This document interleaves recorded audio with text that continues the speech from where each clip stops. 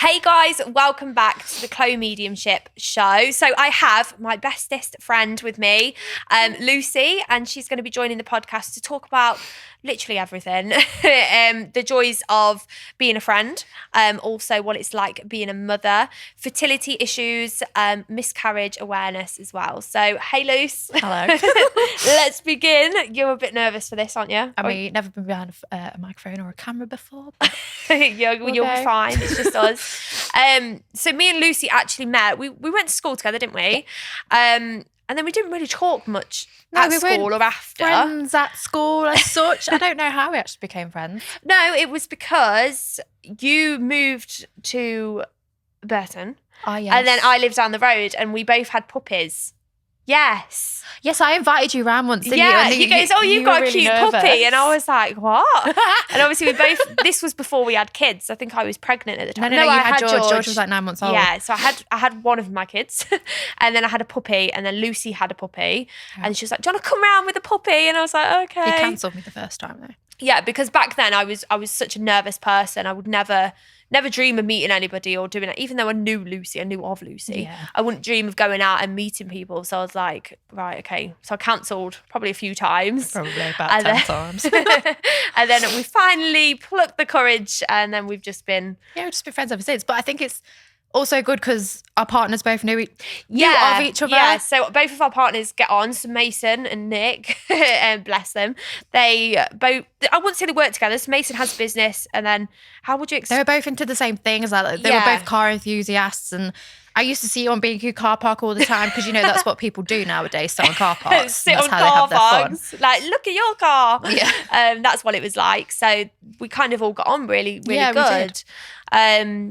And yeah, so I had George at the time. I then moved house, had Charlie. Was I pregnant with Ivy? Let's just talk about you and what kind of spiraled, what happened, because obviously you had a miscarriage, didn't you? So this was before Stan. At the moment, Lucy has. Talk about your life. I'm talking as if I'm you. So you had Stan and you had Daisy. Yes, I have them now. Yeah, you have them now.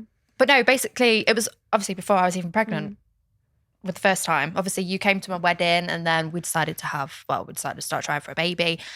And then I lost my first one and then you told me you were pregnant with Ivy. Yes. So it was really hard because obviously being friends and things like that, when you are trying to conceive and you see somebody that is pregnant, even if they're your friend or you're not your friend. You just envy everybody. Yeah, it's really difficult to find somebody else that is pregnant and that's something that you crave and you really, really want. So me and Lucy kind of distanced because it was kind of like me stabbing you in the back, really. I know, yeah. Now I look back on it, I was really bitchy about it, a bit harsh. No, I was but like, I think, you're pregnant. Yeah, well, everybody would have been the same because you kind of see these people that are pregnant or having babies and you're like, I really, really want that. And it was like me stabbing you in your back saying, haha, I'm pregnant again. And it wasn't like that, but it's how it seemed. That wasn't what it was, intended to be. But yeah, I just kind of, I don't know, I did it to a lot of people. Yeah. Everybody that was pregnant. I even found myself deleting people off Facebook that announced they're pregnant. I was like, why are you pregnant and not me? Yeah. But yeah, so I had that miscarriage and then obviously we went on to keep trying and trying. Yeah. So I don't like it when you say trying for a baby because everybody knows you're shagging. That's it. Don't have to whisper, Lucy. Personal. But then, yeah, we obviously knew that something was clearly going on because it was like a year down the line and obviously everything was all messed up. So I decided to... I had Ivy by then as well, didn't I? Yeah, she was May. Yeah. May? Yeah. Yeah, and then... Oh my God, I can't even remember. So basically, by the time I had Charlie, I got pregnant less than a month after giving birth. I was pregnant with my first when I met Charlie. I remember that. Oh, okay. Yes, so I was. Yeah. So it was in July I lost it. Yeah. So so you were pregnant. You lost your first baby to a miscarriage, but you struggled to conceive for a good year? Good year, yeah. And then so that time in between them was really difficult and you struggled to kind of see people that was pregnant and go through them. Yeah. That kind of... It's kind of just like a jealous bit, yeah, I think. But I think the amount of people that go through that is really, really difficult because at least 1 in 4 people have a miscarriage. So when you think if there was another 2 people sat here now, at least one of us would have a miscarriage. Though? After I had my miscarriage, I started writing blogs. I started doing like researching everything. I'm literally. I remember this. I'm practically a midwife without the qualifications. I still get people coming to me now asking me about questions like miscarriage and pregnancy and stuff like that, and what obviously we went through. But yeah, basically I decided to just skip NHS because I knew that the waiting times were ridiculous. So I went privately. I went to a place in Leicester. It was a pregnancy scan place. And I just thought, because they did gynecology scans. So did they get you in straight away? Yeah, because you book and you pay for it. I think it cost me like £100 or something. But it was basically just to see what was going on with me. So this was before you were trying to, this was when you were trying to conceive. Halfway through. Yeah. In this time, so I lost my baby in July. In November, I actually went through the NHS and did have a scan just to see. Yeah. And they told me nothing was wrong. Oh, okay. But I knew deep down that something was wrong. So obviously, like, it must have been like May time, went for this gynecology scan. She told me I had polycystic ovary. She literally just blatantly told me straight there. So it was money well spent. Yeah, brilliant. I told my mum, she was like, you need to ring this number, go to this hospital. So I went to Spires Healthcare in Leicester. Mm-hmm. They sorted it all out, had a consultation. Obviously, my husband, like, we all paid for it all. Yeah. But it was so worth the price, obviously, what everything cost. Yeah. So yeah, he was basically, he was really like, he didn't want to prescribe me it because I went in knowing what I was talking about. I was like, I need this. I know what's wrong with me. I need this medication. And he was like, right, I'll give you a prescription. So he gave me a prescription. Off I went to go and get it, and then I took it, and then the first month we fell pregnant with Stanley. So what was it was Clomid I was on. So I literally. So this is quite popular. I don't know if it's available. I know a lot of my viewers are from like overseas, so like America, places like that. I presume that it is pretty much all over the place. Yeah. The woman that scanned me said you can actually buy it online. Oh gosh. I know. But most prescriptions are actually bought offline now. You can, and they even come in the prescription packaging. It's like, actually that's mad. It's scary. It's scary. But no, she said to me, if you go through the NHS, they won't actually prescribe it to you. Yeah. So I was like, right, okay. But yeah, he prescribed it me, and luckily enough, I did actually fall pregnant. So you got pregnant the first month of taking it. And I didn't it must initially have just believe give you, it. It was just weird. Yeah, it must have given you like a good boost. Yeah, it basically just gives you that boost that you need, obviously. But yeah, it's helped so many of my friends get pregnant as well. Yeah. I truly believe that it was going to work. But obviously, being pregnant after you've lost one is just horrible. You literally are scared to go to the toilet. Yeah. Like, you just think, oh my God, we're going to wipe it. There's going to be blood there or whatever. It's just horrible. It's just not like something you'd wish upon anybody. People that are trying to conceive and they struggle because in the first year, you're most likely not going to conceive. I think that's like a high percentage. Yeah. But also, it's literally every month. And you dread your monthly cycle coming on. You do, because you think, oh God, I really don't want to be. I want to be pregnant. And then you'll dread the next month and the month after that. And that's what's difficult, is because your stress and anxiety levels are that high. It doesn't work. Yeah, it puts you. I remember literally, I was on eBay. I was like, book buying pregnancy tests. Yeah. Ovulation tests. I literally bought them. Yeah. I had a packet of them, and this was before obviously we fell pregnant with Stanley. But I literally just grabbed them all and I gave them to my husband. I was like, You've got a problem. I was like, just take them away from me. I said, just literally get them out. Testing them every day. They're expensive. I didn't have a period for 10 months. This is how I knew something was wrong. I literally just I was so like, then take that's them away your mind also thinking, right, I am pregnant, but your body's like, no, you're not. But do you know what though? As soon as I gave him them tests, I came on after 10 months. It was like the whole weight of me had just like lifted off, because stress. It's when you start trying for a baby, you are trying, and it's like you are so pressured into getting pregnant, and then everybody else is getting. It's like a competition. Like, who's going to get pregnant first? Yeah. And it's just horrible. Like, if I was to go back and do it again, I'd be like, no, I wouldn't put so much pressure on myself. Like, it was just horrible. You can't think like that though, because I think everybody does put pressure on themselves. They do. Oh God, yeah, massively. And it is really difficult because in the world that we live in, people kind of think it's so easy to get pregnant, or people are, I wouldn't say rubbing it in your faces because they don't mean to, because when you are pregnant, you're that happy and that excited. It's really, really difficult. Yeah, it is just, it's just one of them. And then you see people going through IVF and things like that, which is also a really difficult journey and really expensive as well. Yes. It is. But yeah, fertility issues are really, really high at the moment. Yeah. It's like crazy. Well, it's 1 in 4 have a miscarriage and 1 in 8 suffer with fertility issues, unfortunately. It's really, it's so common, it's ridiculous. Yeah. Like, the person like working in Tesco next door could be having fertility issues. You just don't know. But obviously, me doing these blogs and me just talking to people, it really helped me get through it. Yeah. And I think that's what helped me. Writing things down. Massively. I say this to a lot of people who I do readings for. When you write things down, it might sound silly, but you don't have to share it with anybody. You don't have to show people what exactly what you've written down, but it gives you that release point that will let all your emotions go and all these feelings go.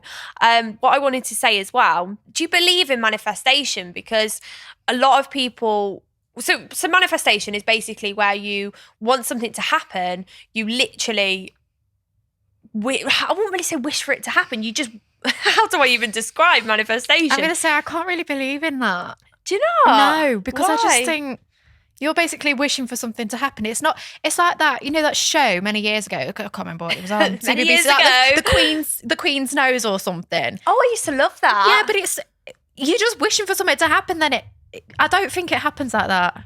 I don't know. Yeah, but it's more There's about ways of doing self-belief, isn't it? So the more that you kind of write down, so let's say with manifestation, if you write down things in a row, so I want to be pregnant, I want to be pregnant, I want to be pregnant 10 times. Yeah, but it doesn't happen like that. And you do that 3 times a day, I believe that will happen because it's manifesting into something. Yeah, but that's like me saying I want £1 million. I want a million quid. I want £1 million. If you like, write it's not just that, going to come to me. But if you write that, you'll find goals to get to that. Nothing's impossible. Yeah, but it's like you're manifesting, but you're still working for it. Yeah, but you're finding the ways to get to it. It's still going to come true because you're wishing for it to happen. I don't know. Well, that's Lucy's opinion on manifestation. But I generally do believe in it. And if you want to kind of explore how to manifest into something, I would recommend writing things down, but also believing in yourself. Listen to your gut feelings as well, because it is really, really important to do that. But now that you've overcome this challenge of obviously fertility issues, miscarriage, you now have 2 beautiful children, who I also love dearly. They're very, very lovely. I know, Stan loves you. But yeah, the funds of being a parent, it is still very, very challenging. There's days where it's just like, like you just wake want up and to you think, I can't be asked to be a mother today. The amount of times I say that to you, like I love my kids dearly. They are absolutely gorgeous. But sometimes you wake up and you're like, CPO. yeah, I can't be bothered today to be a mum. Can't be asked to make Rice Krispies again. It's just the little stuff in it. It's just repetitive. Yeah. This is why I was like so excited to go back to work as well after having Daisy. Because when you've got one, it's, I mean, you know, it's a little bit less harder, but when you've got 2, it's like, oh my God, adult conversation. You like crave it. Yeah. So like, even Nick said to me the other day, he says, you seem a lot happier and chirpier since you've been back at work. I'm like, it's because I'm interacting with adults. Like, it's different. You do. You go into like this spiral, which I never had. I never had that excitement to go back to work because obviously Mason worked really, really long hours. He had his own business. I just felt like I needed to be the mom at home, which people would love that. But when you're actually in it on your own, you don't have that support network. I take my hat off completely to stay-at-home mothers. I do not know how they do it. Yeah, it's difficult because you also get moaned at by the partners of saying, what do you do all day? You've got an easy life. All day. Yeah, you just sit on the sofa and watch telly. But it's really, really difficult because you don't stop. No. Like you literally, even if you have a cup of coffee, you're like, where are the kids, what they're doing? Like you can't have that moment. No, to be fair, Nick has said to me as well, I don't actually know how you do it. And yeah. I'm like, Mason's never said that to me. He hasn't. Well, Mason, got some explaining to do. But it is really, really difficult being a parent. It is. Yes, it is. You just go brain dead after a while, yeah, because you just got so much. But I do Miss find Rachel, it Cocomelon, Miss Rachel. But if you what was I going to say? The more kids that you have, I find it's easier. I do. So when I had George, is that you need another kid? Absolutely not. So when I had George and I had Charlie, Ivy was kind of like an add-on, really. Like she just fit in. Yeah, they do just like the more, obviously I know where you're coming from. The more you have, the more they do just like slot in. But it's difficult. Like I used to get really anxious on the school run. You even remember, like I could not even go shopping at one point. The thought of getting out the car with 3 kids. I know. I used to say to you, do you want to come like shopping or do you want to go for a walk? No. Like I used to just panic. Yeah, I don't want to. Spiral. I've got 3 kids, and I'm like, I'll help you. Like, no, it's not the same. I'm not doing it. I think it's really hard to explain because your anxiety levels you just go into the spiral, and I literally could not even leave the house. No, well, it's like when I had Stanley. It was March 2020, so I had him a week before lockdown began. Yeah, so I did really struggle with him. I didn't actually want him in a way. Yeah, people talk about that actually before I struggle. Basically, obviously. When you have a baby, people always say, "Oh, you get this first rush of love." I didn't get it, but that's really common, isn't it? It's so common, and I felt bad for thinking, "Oh my God, I don't actually want my baby." Like considering what we went through and to actually get pregnant with him, to then him being here, I just didn't. Yeah. It's just weird. Like, I didn't want to bond with him. So Nick, obviously, he was off work, obviously, because of lockdown anyway, but he stepped up a lot. Yeah. And he helped me a lot, but it was just weird. I didn't think I actually like really wanted him until like 6 months. He was like 6 months old. But with Daisy, I've literally had that first click of love like straight away. And Nick, he noticed it. He was like, "Bloody hell, you're like obsessed with her." And I'm like, it's because I know what I'm doing. Yeah. And it's like, obviously with lockdown and everything, you're secluded, you're on your own. I couldn't see my mum, couldn't have no help, nothing. Yeah. So See, I think hard. lockdown has had a huge impact on many people, and I know it's easy to say, but we've kind of we've kind of all been through that. There's not one of us that hasn't been through that because we were all living the same thing. Yeah, and it was difficult. It was a crazy time in the world. And you wouldn't even have, like most people, even the older generation, you wasn't even having post, was you? Was we having post? I don't think we was. So, no. Or the milkman or whoever. We wasn't having any of that. We was allowed like 20 minutes of exercise a day, wasn't we? Or something like that. Yeah. But luckily it was hot weather. Yeah. Well, I think that if it was raining, I think everybody would be so miserable. But yeah, it was a hard time. It was really hard. And especially for people who were having babies through lockdown, didn't have that they didn't even, luckily, because I was a week before, I actually still had, you know, I was allowed Nick there, I was allowed all that, whereas people that obviously, they stopped after that, didn't they? It. So many people giving birth on their own, I don't know how they did that. Could you imagine that? That's just horrific, really, isn't it? Like, I was screaming. When I was giving birth, it was horrific. Just on my own with Mason, it was really, really hard. So imagine being on my own. I don't think I would have done it. I don't know how you could possibly think you can do it on your own. But obviously, we were all secluded into our homes to help prevent other people from illness and things like that. But also the other thing with obviously having the child through lockdown as well is you didn't have the baby group. She didn't have play dates. She didn't have this interaction. Yeah. So then you find that people have, like, kids are struggling with, I don't think it's an issue for your children, but other parents that have struggled with children and the connection to like speech and language therapy and things like that because they haven't had it. The interaction with other kids because it stopped. Yeah, exactly. I mean, to be fair, I'm going to be completely honest. I don't think I would have gone to baby groups anyway because I'm kind of... I never did. No, I was too nervous to do it. Yeah. And you know when you just think, oh, I'm not going to do that. I'm not going to put myself through that. I feel like I'd be sat in the corner like, with a crying baby. And I just think, I'm not going to do that to myself. So I probably wouldn't have done it anyway. Yeah. But it's the thought of, you know, not being able to do something because you're not allowed to, basically. Yeah. But yeah, no, I wouldn't have probably done it anyway. Sorry, yeah, Stan. but the thought of like even the interaction with kids, they stopped that kind of... stopped everything. Yeah. Everything. It's scary to think of that actually happening. It almost feels like a world that... like a time in the world that didn't even happen. Like, it seems so weird to look back. It went on for like a year. Yeah. I don't know how we managed it. Well, when my nan passed, bless her, it was during COVID, and obviously she had terminal cancer, but she was having treatment before COVID, she was having treatment to prolong her terminal cancer. But because of COVID, they stopped terminal cancer patients having treatment. So they wasn't allowed to have, like my nan, for example, to go to the hospital to have a chemo to prolong her life. They said no to all terminal cancer patients. She died rapidly. Like, she went downhill that quickly and died because she wasn't allowed to have that regular treatment because of COVID. And that's heartbreaking, it's sad, really. It's sad how many people actually lost their lives, not just due to COVID, but because of other things, because of obviously... People don't see that. They think, you've passed over because you've had COVID, which is really sad, and unfortunately that's happened, but also the amount of other things. But it's like people that were dying of like cancer and stuff like that, they were putting their deaths down as COVID. Yeah. Because they probably had COVID when they passed, but they weren't dying of COVID. Yeah. So it's the same with care homes. You couldn't go and see the people that you wanted to see. And luckily, obviously, I was on maternity leave at the time, but the girls that obviously I worked with at the time, they were still going out and caring for people. Yeah. And like, even that's when I went back, to them as well. Yeah, massive.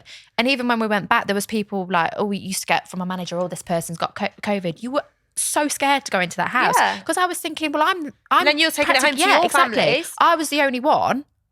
Do you know what though? Funny, as I went back to work after having Stan, I literally caught COVID within that first week. So I was off for another 2 weeks. So that was literally the first time I had COVID was after maternity leave. So then I was absolutely crapping myself thinking, oh my God, I'm going to give it to Stan. I'm going to give it to Nick. Mm-hmm.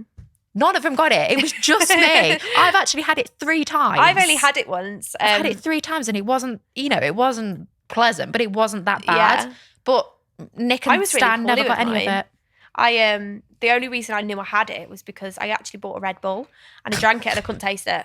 I was like, oh God, I got COVID. Oh God, I know. My Red Bull was awful. Well, I had it when I was pregnant with Daisy as well, when I was like 36 weeks pregnant. So I was thinking, oh my God. But no, and then you luckily it worry was about fine. what happens to Daisy. But luckily, it means that she's immune to it.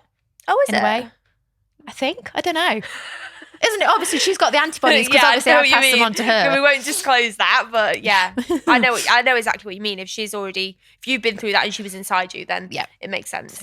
So talk to me a little bit about your miscarriage, because obviously that was such a hard time.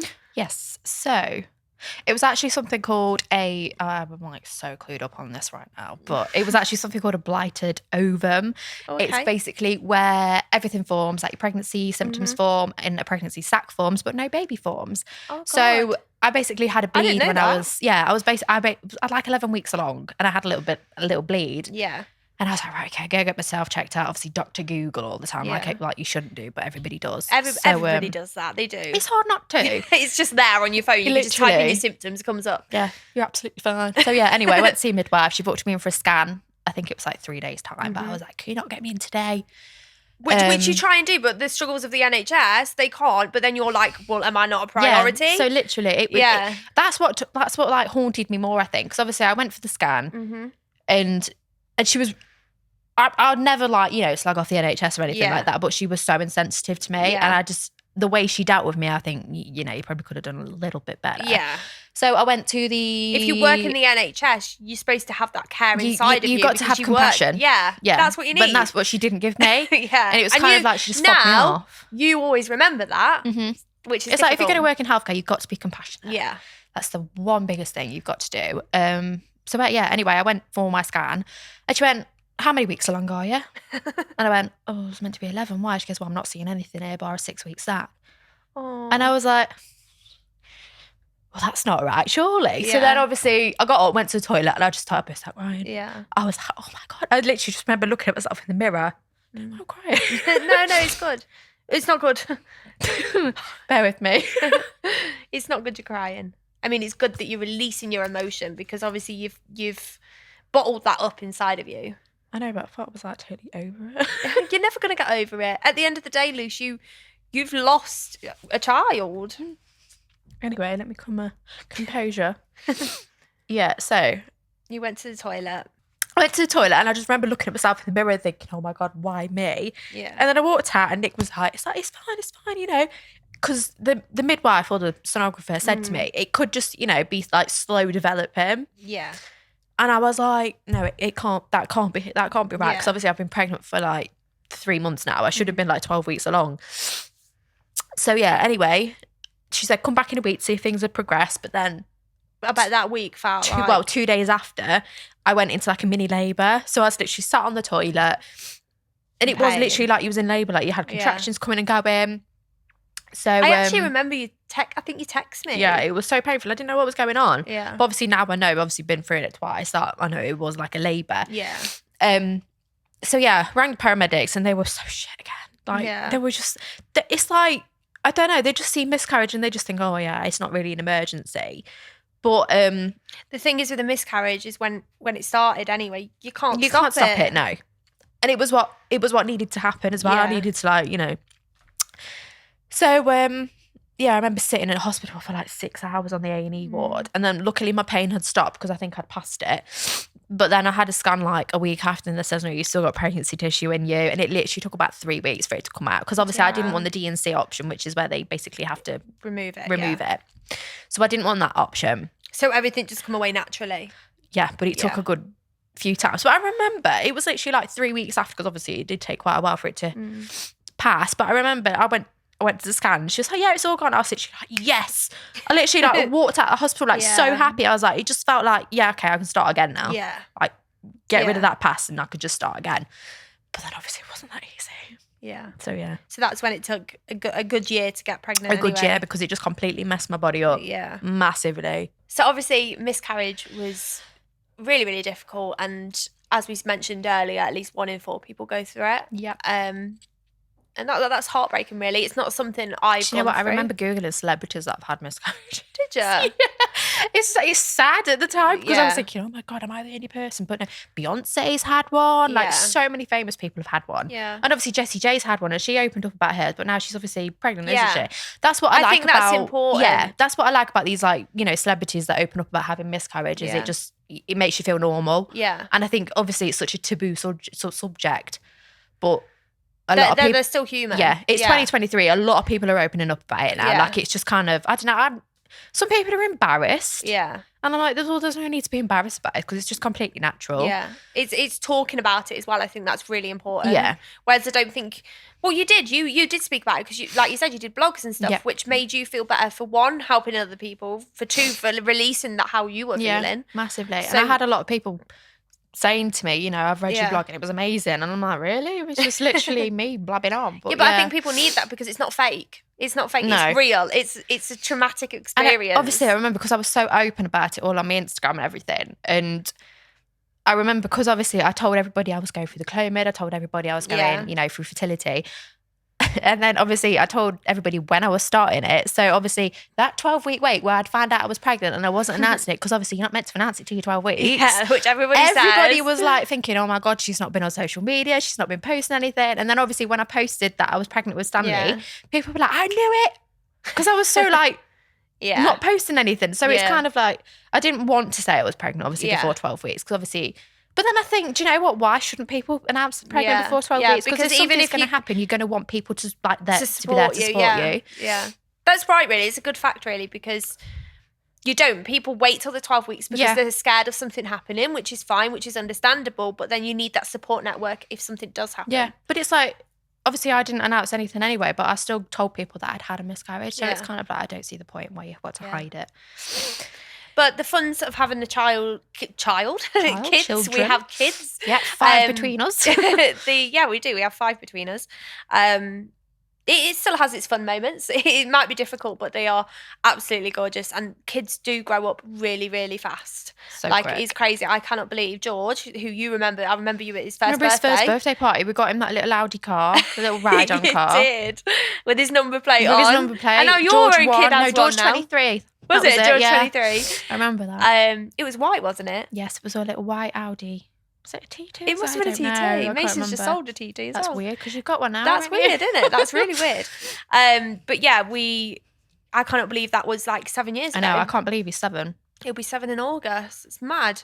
But Charlie. considering how anxious and stressed I would be leaving the house, like we go out near enough every week with the kids now. Yeah, you're so much more confident in yourself as well. It's like obviously me and Chloe go through phases of like not talking and Yeah, but we've never you know, really talk- fell out. no. The only time we haven't really spoken was when you were trying to conceive and I was having a baby, which is yeah, very, very but that difficult was for you, obviously which is understandable. We understand reasonable. that. But yeah, we've never actually like been absolutely horrible to each other. We just Yeah. drifted apart. But I mean, people do. But we've always like, if you still rang me, I'd still answer. Yeah, or if I still rang answer, you, we'd yeah. just, you know. And you also became, I think it was like this time, obviously after I'd had Daisy, me and you became a lot closer. Oh, I love Daisy. So yeah, we became a lot closer. And obviously, since Daisy was born, I've just noticed like ever since you started Chloe Mediumship, you're so much more confident in yourself. Like, I think it's you have to be. crazy. No, but considering where you used to be and like to where you That's are why now, I tell it's just people, mad. like, I try and explain that if you knew me 2-3 years ago, I'm completely different. Massively different. Like, I wouldn't dream of helping people. And I've always had like a compassionate heart. I've always wanted Yeah, but to you make wouldn't dream sure. of going Tesco on your own. Yeah, now I you're like, oh, I'm going everywhere. Yeah, you go to Wales on your own. Yeah. You're like, how are you doing that? Yeah, like I would never. I know I talk about it a lot. I would never ever even leave the house. No. Like I dreaded it. You just hated going out with the kids because you just. I mean, you do though. When you're a parent, you go out and you think, oh my God, what if the kids kick off? Like, Yeah, that's the main worry. It's like, what if they have a tantrum down the have I got aisle? snacks? Have I got nappies? Have I got wipes? And Like, everybody looks at you and they want a toy that you physically can't afford because the price of living is like know. gone from here to here. yeah, cause you live in Crossing's not not Yeah. a vibe. It's difficult. Like milk's expensive, nappies are Yeah. expensive, baby Ridiculously wipes. expensive. And luckily, none of my kids are in nappies anymore, but it's still tough. Like yeah, it's tough. still so expensive. But But no, aside from that, they are a joy to have. And it's just nice having a little mini me in it. yeah, it Just is. around the Ivy place. is like sassy. She's so love her. sassy. She's When like, you say, look at me. you say smile, she's like, Yeah, I'm like, she does not come from me. But yeah, I love having kids. The one thing I wanted to ask you is the mediumship side of things, because I feel that you wasn't a much believer. Let's talk about your mom. Let's talk about good April.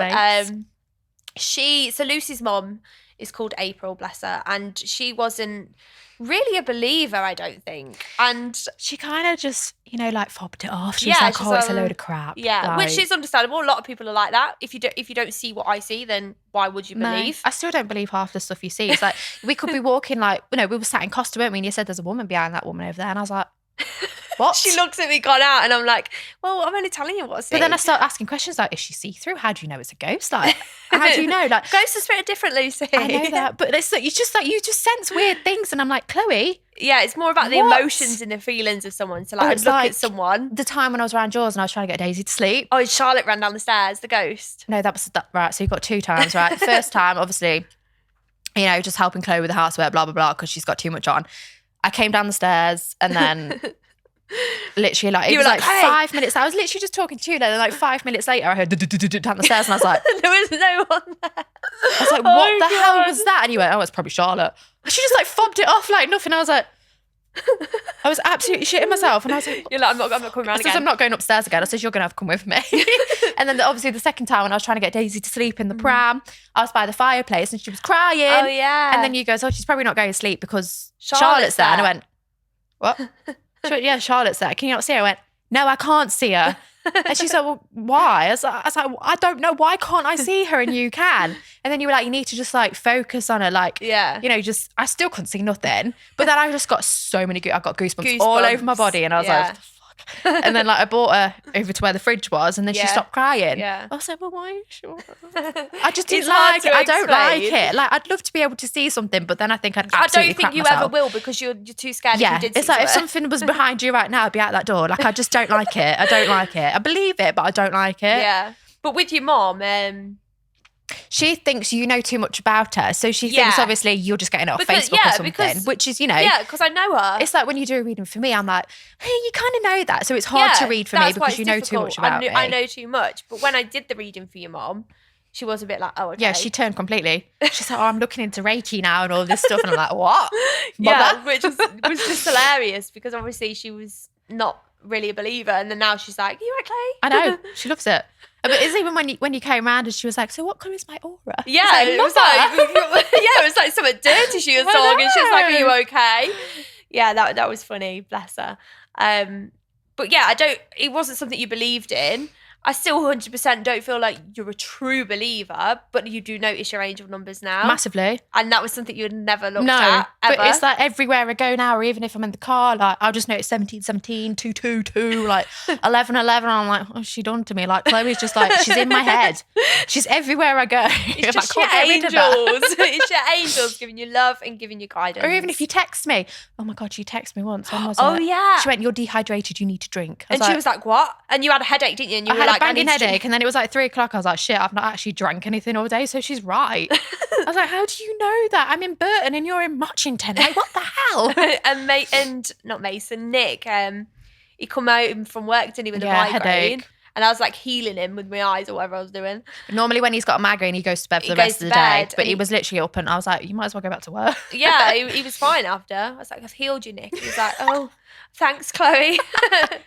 But yeah, I can't explain how I'm this person. I can't. People say to me like, how are you what you are and not me? But everybody's capable of doing the things that I do. And that's what I find baffling is that it's just, I don't know. It's just weird.